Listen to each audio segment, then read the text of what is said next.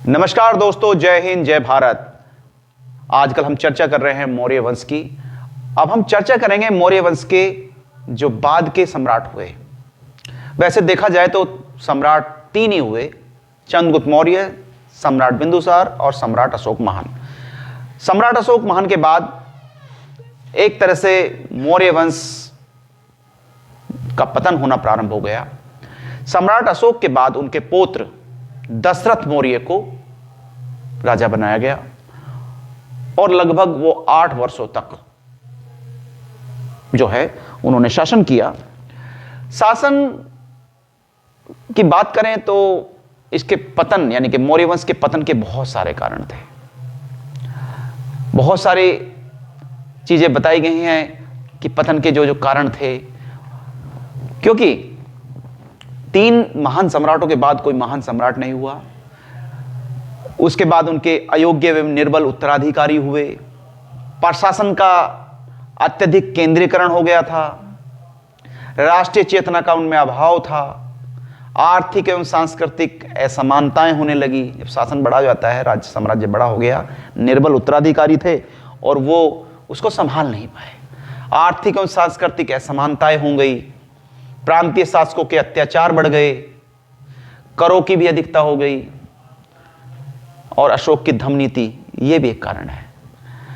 अमात्यों का अत्याचार, जो उनके यानी कि दरबारी थे, उनके अत्याचार बढ़ गए। तो इसके बहुत सारे कारण हैं। जैसे राजतरंगिणी में ज्ञात होता है कि कश्मीरी जालोक से स्वतंत्र राज्य स्थापित कर दिया। अब जब निर्बल उत्तराधिकारी तो फिर अपना स्वतंत्र राज्य बनने लगे। तारानाथ के विवरण से पता चलता है कि वीरसेन ने गंधार प्रदेश में स्वतंत्र राज्य की स्थापना कर दी। तो जयद्रथ या जो बाकी लोग जो थे वो इसको संभाल नहीं पाए और जो एक महान साम्राज्य था उसका पतन हो गया। तो निर्बल जो पदाधिकारी थे, निर्बल जो राजा थे, वो उसको संभाल नहीं पा रहे थे।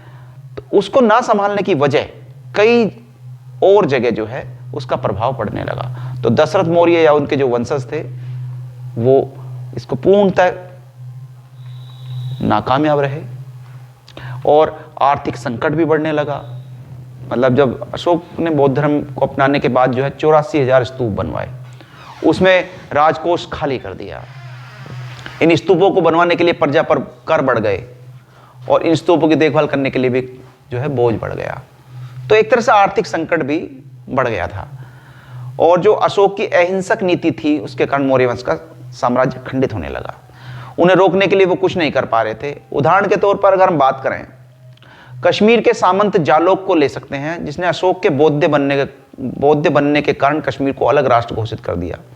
और क्योंकि जो शैव धर्म, जो शिव को, भगवान शिव के अनंत भक्त थे, वो बौद्ध धर्म को पसंद नहीं करते थे। तो ये बात बिल्कुल सही है कि अगर आचार्य चाणक्य की जगह कोई बौद्ध भिक्षु चंद्रगुप्त मौर्य का गुरु बनता तो उनको अहिंसा का मार्ग बताता और मौर्य वंश की स्थापना ही नहीं हो पाती। तो कहीं ना कहीं जो एक तरह से जो अहिंसक नीति थी वो कहीं ना कहीं नुकसान भी देने लगी।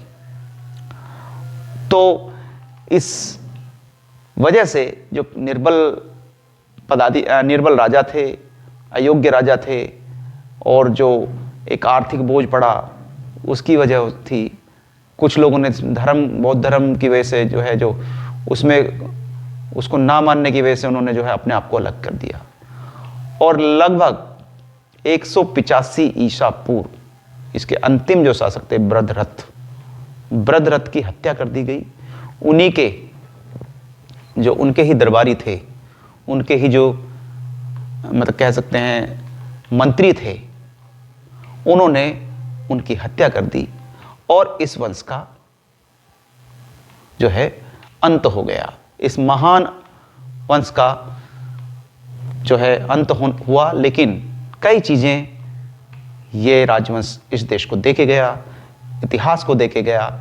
जैसे उनकी केंद्रीय प्रशासन की जो व्यवस्था थी वो बड़ी उत्तम कोटि की थी। अगर हम बात करें उनके अधिकारियों की तो वो बड़े ही, यानी कि सेनापति से लेकर मंत्री तक और पुरोहित तक, शून्यपाल तक, ये एक व्यवस्था थी। प्रांतीय प्रशासन की अलग व्यवस्था थी। प्रांत जो थे उसमें मैंने आपको बताया था प्राची, उत्तरापथ, दक्षिणापथ, अवंती और कलिंग जैसे राज्य थे। नगर प्रशासन की अलग जो है लगभग समितियां थी, जैसे उद्योग की, विदेशियों की देखरेख के लिए जनगणना, व्यापार, विक्रय, कर वसूलने की व्यवस्था, ये सारी मौर्य वंश ने उत्तम कोटि की थी। आर्थिक स्थिति की अगर बड़े बात करें तो आर्थिक एकीकरण भी हुआ सब पहले, और उस समय की मुद्रा पण होती थी। अर्थशास्त्र में पणों का, वेतनमानों का भी उल्लेख मिला है। जैसे न्यूनतम वेतन 60 पण से लेके और अधिकतम वेतन 48,000 पण था। तो पण उस समय की करेंसी थी, मुद्रा थी। धार्मिक स्थिति बौद्ध धर्म की तरफ, मतलब पहले मौर्य, चंद्रगुप्त मौर्य जो है जैन धर्म की तरफ आकर्षित हुए, और अशोक महान बौद्ध धर्म की तरफ। कलिंग युद्ध के बाद उन्होंने बौद्ध धर्म को अपना लिया था। सैन्य व्यवस्था बड़ी उत्तम कोटि की थी। मैग्नेस्थीज ने इसका जिक्र किया है इंडिका में। उसमें समितियां थी, 6 समितियां होती थी। जल सेना, यातायात एवं रसद की व्यवस्था, पैदल सैनिकों की व्यवस्था, अश्वरोहियों की व्यवस्था, गज सेना की देखरेख, रथ सेना की देखरेख, ये सारी की सारी। तो पतन होने से पहले ये वंश बहुत सारी चीजें इस देश को देके गया, और जो अंत हुआ इस साम्राज्य का, उसके बाद इस देश में एक नए वंश का उद्गम हुआ। उसकी मैं जिक्र आपको जो है अगले वीडियो में करना चाहूँगा। तो तब तक के लिए मैं आप लोगों से विदा लेना चाहूँगा। तब तक के लिए नमस्कार, जय हिंद, जय भारत।